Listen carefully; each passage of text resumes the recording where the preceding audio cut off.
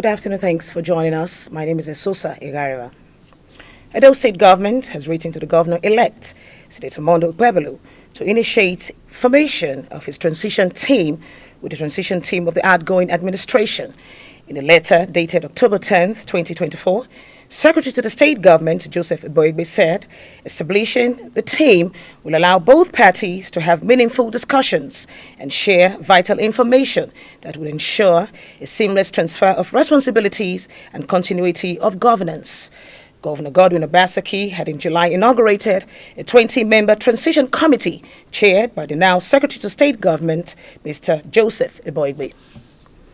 A US-based couple, Mr. Daniel and Dr. Mrs. Iyobosa Obasoge, have expressed delight at the success of the official commissioning ceremony of Providence Television International, stating that it is a welcome development aimed at changing the face of television broadcast not just in Nigeria but across the world.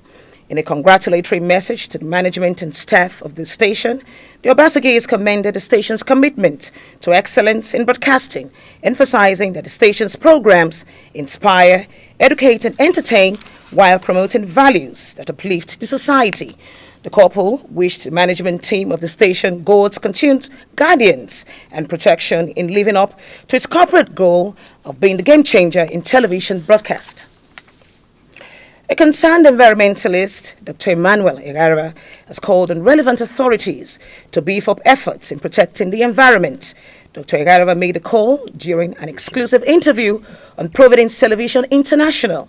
He decried the present level of environmental degradation, stressing that such illegal practices as bush burning, illegal felling of trees, gas flaring, and wrongful disposal of waste should be discouraged. Dr. Igariwa, while noting that the environment can go on without man, but man can never survive without the environment, urged the federal government to revamp such moribund establishments like the Federal Environmental Protection Agency in its fight against environmental degradation.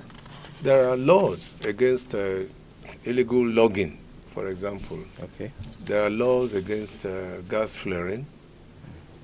There are laws against bush burning, for example.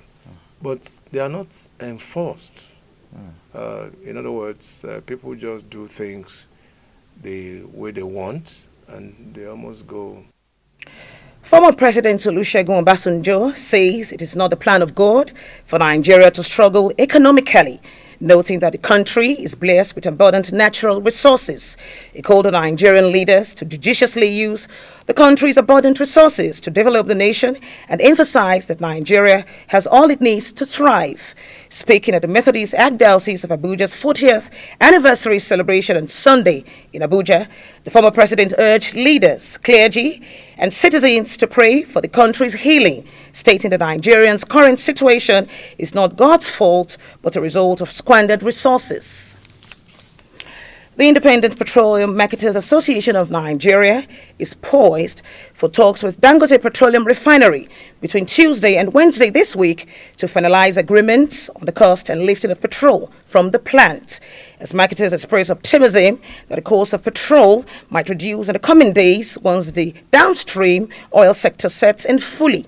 The planned agreement is seen as a crucial step in contributing to the stability and efficiency of the country's fuel supply chain.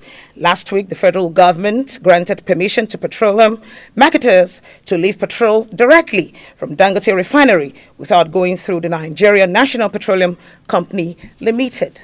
That's the news on the hour. Thanks for being with us. Have a beautiful day.